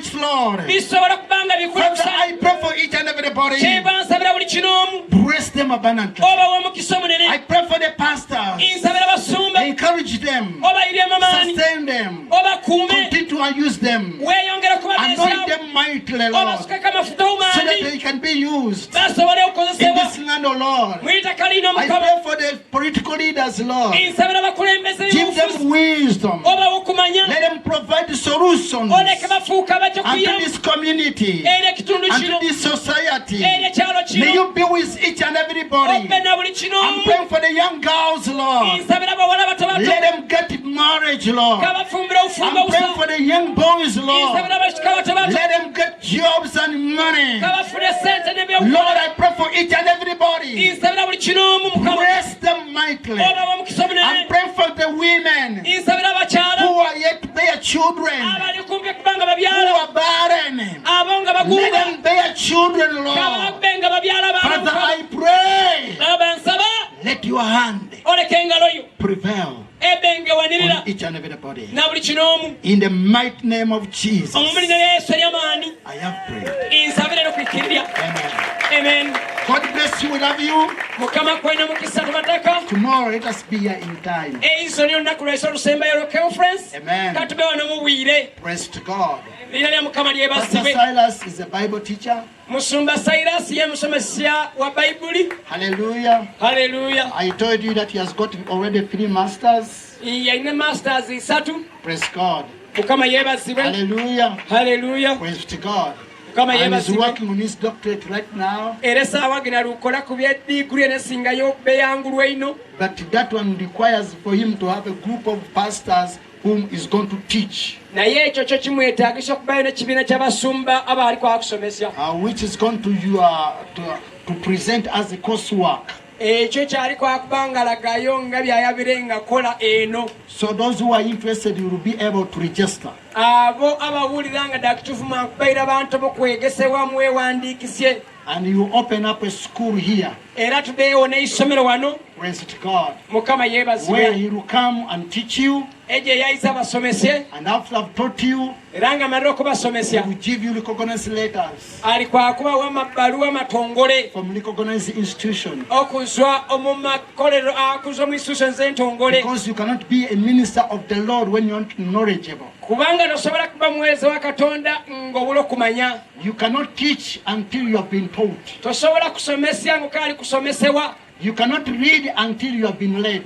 tosobola okulembera nga tokulemberewanga You cannot pastor until you have pastored you. tosobola kuba musumba nga tebakusumbanga That's the order of things. eyo niyo enkola y'ebintu nga So gyekolebwa is here.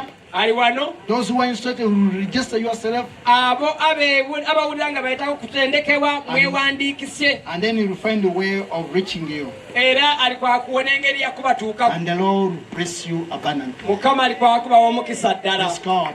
Tomorrow, let us be here in time. eizo mbasaba nti tube wano mubwire At 9, we will be here. saawa 3 isooba tutuukire Let us use these few remaining days katukozesa enaku gina so gisigaliire that God can bless you mukama asobole kubawa mukisa as well as blessing us. era sona nga watuwa omukisa God bless you. mukama bawa omukisa I hand over to the overseer kankwatisye mulabirizi and the w'ekitundu kino coordinator of this akazindaalo meeting.